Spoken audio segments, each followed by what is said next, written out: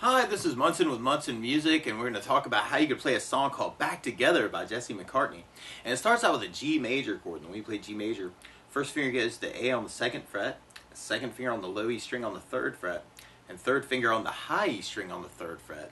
And if you strum all those together, that sounds a G major chord, and it sounds really, really happy. Now on the G, you may want to put the third finger on the B string 3rd fret, and put the pinky on the high E string 3rd fret. And if you strum all those together, that's another way you may want to play your G major through the song.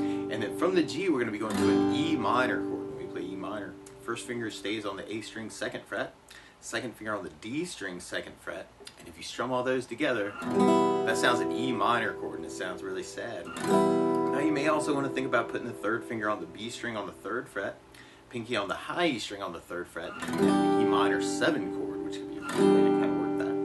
And then from the E minor, we go to a B minor chord. When we play B minor, normally you do this as a bar on the 2nd fret. I'll talk about an easier way to play this too. But then you put 2 on the B string on the 3rd fret, third finger on the D string 4th fret, and the pinky on the G string 4th fret. And if you strum all those together, that sounds a B minor chord, and it sounds really, really sad. Now you may also want to think about lifting off the third finger and making that a B minor 7 chord. Or another way to play the B minor 7, we're doing first finger on the A string 2nd fret, second finger on the G string 2nd fret, and third finger on the high E 2nd fret. And if you strum the A string to the high E string, that sounds a B minor 7 chord.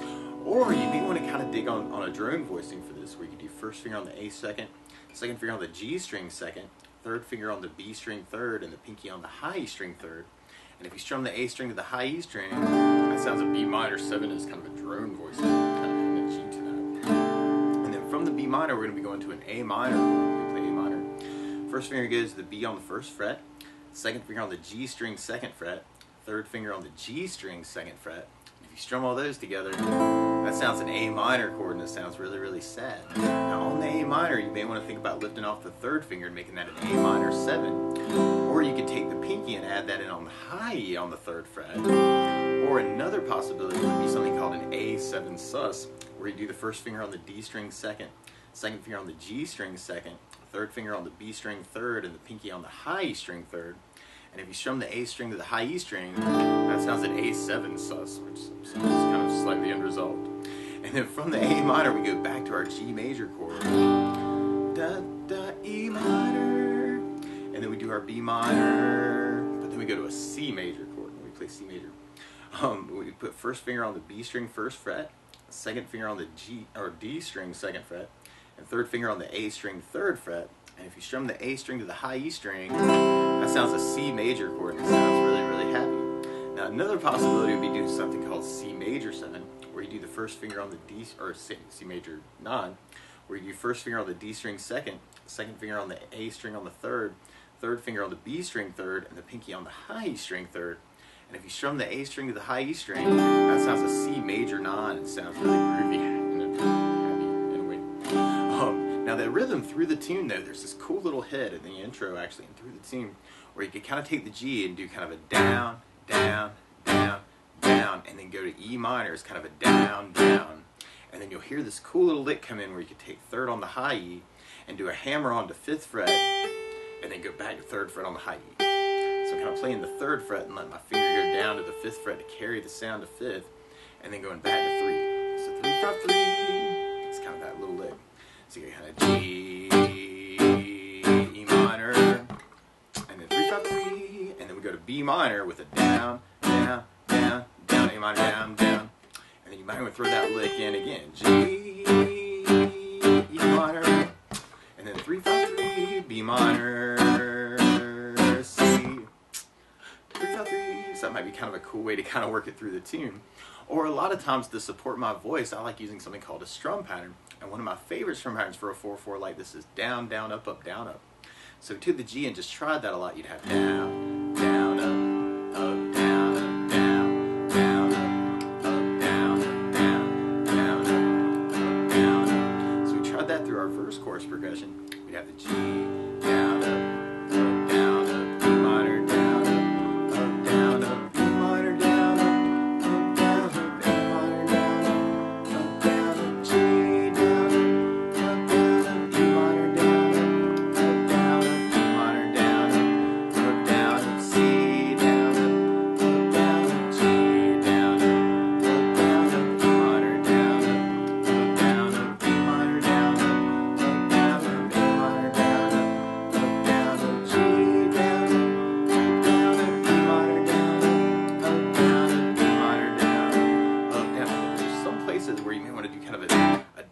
the C actually and kind of kill the strings. Actually, it's kind of a cool little accent on that. Or something else that I like to add to a song like this too is bass notes. And a lot of times on that first down, of the down, down, up, down, up, you can throw a bass note in for the chord. So on the G, you'd have low E for the bass. On the E minor, you'd have low E for the bass. On the B minor, you'd have the A for the bass. And on the A, you have the A for the bass. And on the G, we got low E bass, E minor, low E bass, B minor, an A bass, and then C would have an A bass.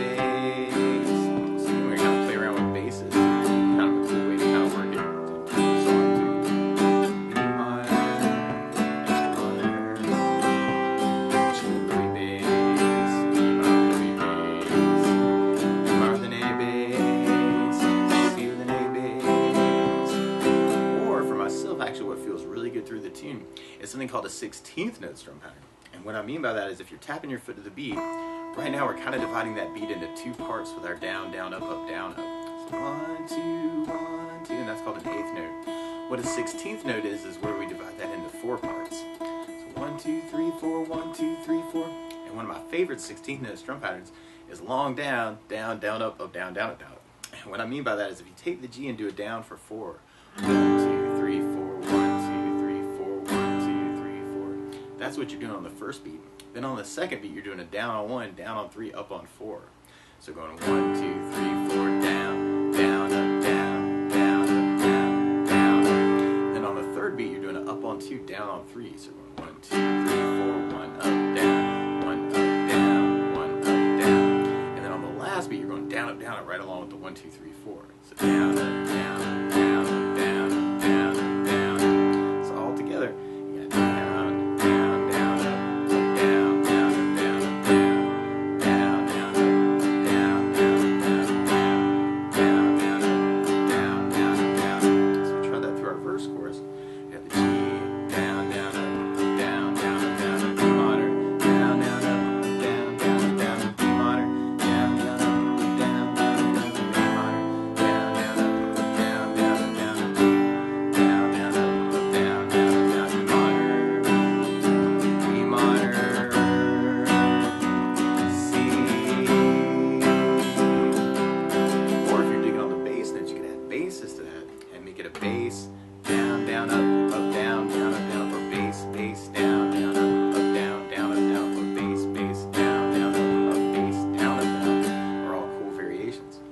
Tried that through our verse chorus. We'd have the G, E minor, low E bass, E minor, then A bass, A minor, G, low E bass, E minor,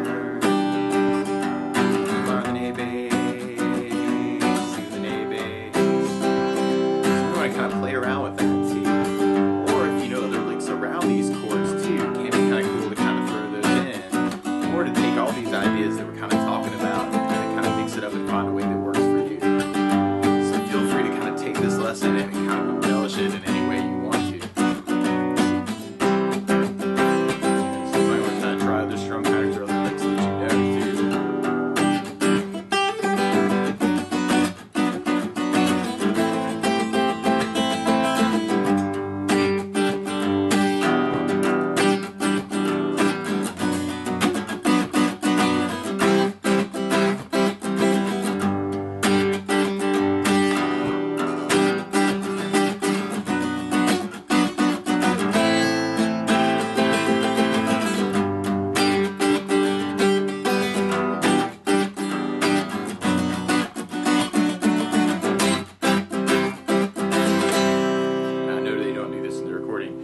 At the end, I want to play a big G major, make everybody clap.